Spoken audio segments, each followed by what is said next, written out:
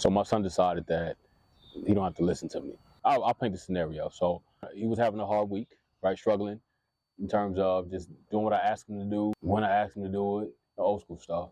So as I asked him, I said, man, you've been having a tough week listening. Do you not feel like you have to listen to daddy?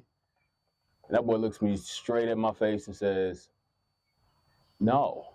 So I go, well, why is that? Because I'm already ticked at this point, right? So he goes, I just have my own thoughts. So you can imagine the hemorrhaging from my ego that occurred. Like, it was much more than just a bruise, right? So now I'm real life pissed at this, little 6-year-old that says this while I'm holding his hand after crossing traffic to keep him safe, to take him to a restaurant, for him to eat some $12 chicken tenders or macaroni and cheese or something stupid at a fancy restaurant that we're paying for him. Right? So we go in, his mother's already there with family, and he's sitting down, and I'm heated. Like, I'm hot for real. Like to the point that you shouldn't be mad at a little kid at this level, right? Especially your kid. So he sits, and, I want to be petty, because he's, daddy, can you help me? I want to say, no. You got thoughts of your own, but I didn't do that. I fought against that. For a couple of days passed, and I'm not going to lie to y'all, man. It probably took me 2-3 days before I didn't want to knock his block off, for real. I told his mom, what he said, and, she gave me that look like, you want to deal with that. You know what I'm saying? So, again, this was another little kick in my ego, because I'm like, I got to reestablish, who's the head honcho up in here. Probably 3 days passed total, and I'm not mad anymore, but it's still eating at me. I asked him, you remember when daddy asked you, do you have to listen? And you said no. He goes, yeah. I said, why'd you say that? Like, what do you mean? Now, I am old school in some ways. I wouldn't necessarily label myself progressive, but I'm different than probably our parents were. But one thing I stand on is I don't know isn't an answer. If you did something, you knew what you was feeling and thinking while you did it. You just now don't know how to respond because you're privy to the results of that thing. So I always tell them, I don't know is not an answer, so tell me what you was thinking when you said that. And he tells me, he says, it's just the words. I'm thinking, what? Like, what does that mean?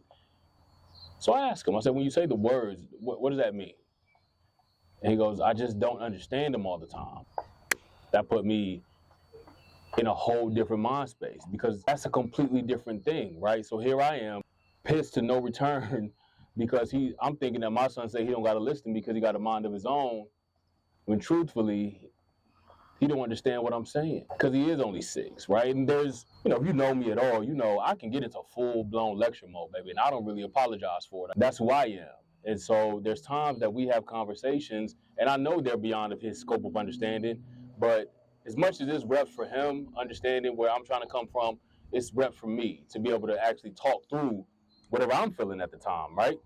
Now I'm like, oh.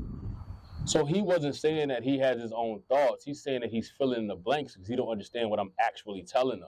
That presents differently. So now that brings me back to the understanding that this is a relationship where communication is key. And it doesn't matter if I think that he should understand.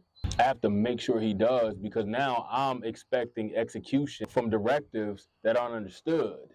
And because I'm already elevated when I'm giving these directives, instead of him asking, and possibly making the situation worse, he just fills in the blanks and takes time to process what he thinks I'm saying. So now we have a conversation, right? Like, listen, when daddy tells you something, if you don't understand, you have the right to say, I don't understand what you're saying. Now I can explain it to you. But it also set me back into a mindset that I have to be patient with the lessons that I'm teaching.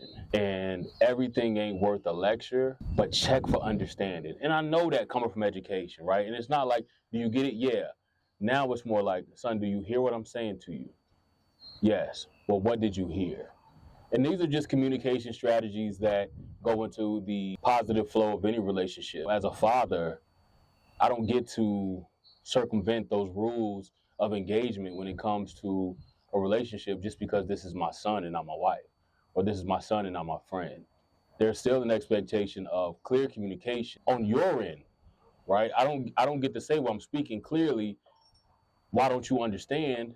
It's more like, what didn't you understand so I can help you? And since then, man, I can't sit up here and tell you that he's, done things 100% correctly. I can't sit up here and tell you that I've done things 100% correctly.